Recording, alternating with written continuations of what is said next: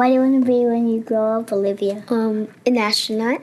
I want to be a fashion designer. A basketball player. I want to be an actor. A doctor. A teacher. A chef. An artist.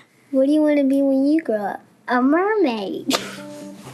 Do you know what a computer programmer is? Yeah, no. No. No. I think it's something that has codes and is able to decode a mystery. I think that they... Wait, what? Computer programmer? No. Nowadays, just about everything requires some form of programming. So, what is it? Programming is basically explaining to a computer what you want it to do for you. When you're programming, you're teaching possibly the stupidest thing in the entire universe, a computer, how to do something. Programming is one of the only things in the world that you can do where you can sit down and just make something completely new from scratch, you know, whatever you want. It's really not unlike kind of playing an instrument or something, or playing a sport. It starts out being very intimidating, but you kind of get the hang of it over time. Coding is something that can be learned, and I know it can be intimidating. A lot of things are intimidating, but you know, what isn't? A lot of the coding that people do is actually fairly simple. It's more about the process of breaking down problems than, sort of coming up with complicated algorithms as people traditionally think about it. Well, if it's fairly simple, why aren't there more of us doing it? Over the next 10 years, there will be 1.4 million jobs in computer science, and only about 400,000 grads qualified for those jobs. That's a shortage of 1 million people. So, how do you start?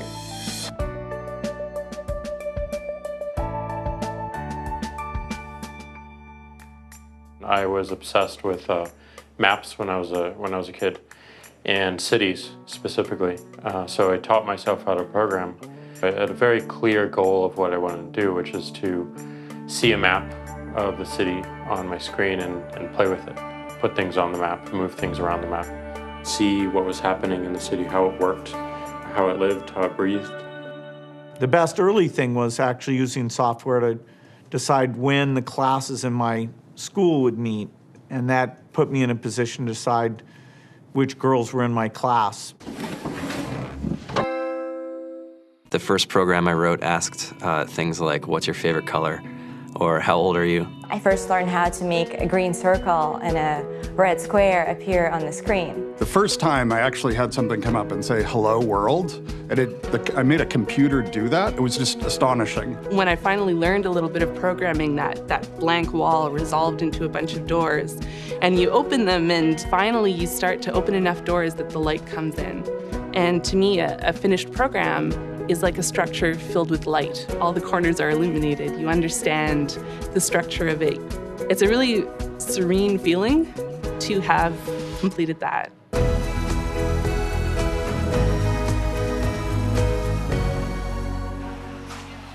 It took me some time to realize that creating things with your hands or creating code, creating programs, is just a different way to express creativity. I think right now there's a big emergence of the culture of making. People who make their own scarves and hats, people who write their own apps. Now it's just limited by your imagination and sort of what kinds of ideas what kind of understanding can you build into the computer so that it can do these things that were previously impossible.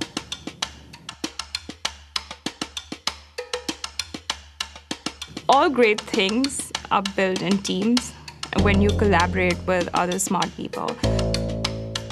You're testing your ideas, you're stimulating each other. That's what makes us successful. It's not some flash of brilliance by somebody who then codes 24 hours a day for 3 weeks. It's what happened. The magic happens when we're all on the same page, collaborating and building something together.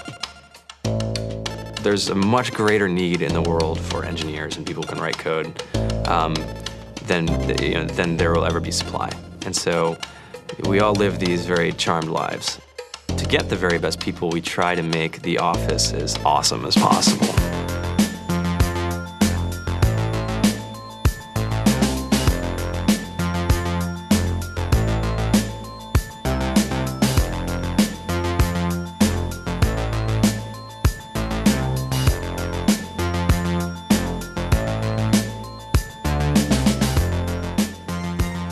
We have a fantastic chef, Free food, breakfast, lunch, and dinner. free laundry, snacks, even places to play and video games and scooters. There's all these kind of interesting things around the office and places where people can play or relax or go to think or play music or be creative.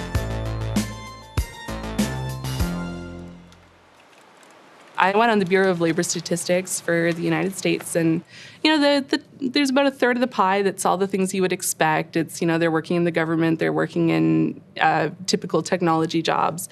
But then, like, the rest of the pie, and it was the majority of the pie, just split down into these little teeny slices of every industry imaginable. And what it is, computers are everywhere. You want to work in agriculture? Do you want to work in entertainment? Do you want to work in manufacturing? It's just all over.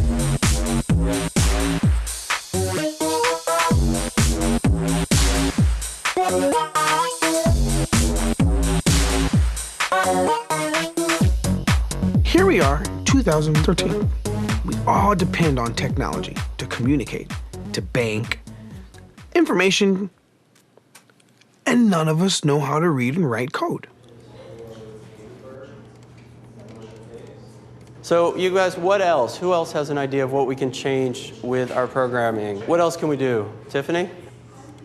What I saw my students take away from using Scratch and programming in our classroom is that they were willing to push through problems. It really builds critical thinking, it builds problem solving, and it's something that they can then apply to math in the classroom or their reading skills.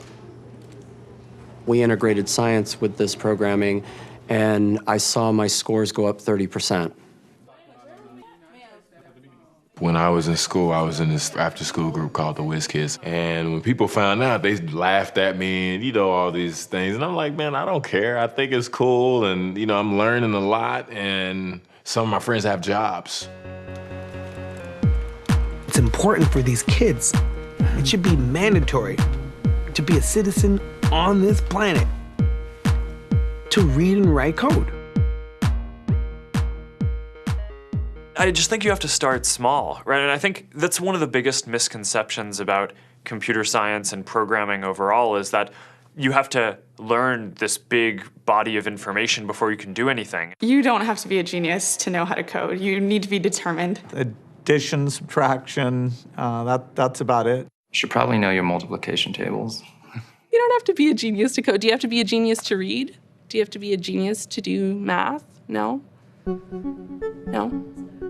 I think if someone had told me that software is really about humanity, that it's really about helping people by using computer technology, it would have changed my outlook a lot earlier. Whether you're trying to make a lot of money or whether you just want to change the world, computer programming is an incredibly empowering skill to learn. To be able to actually come up with an idea and then see it in your hands and then be able to press a button and have it be in millions of people's hands. I think we're the first generation in the world that's really ever had that kind of experience. The programmers of tomorrow are the wizards of the future. You're going to look like you have magic powers compared to everybody else. I think it's amazing. I think it's the closest thing we have to a superpower.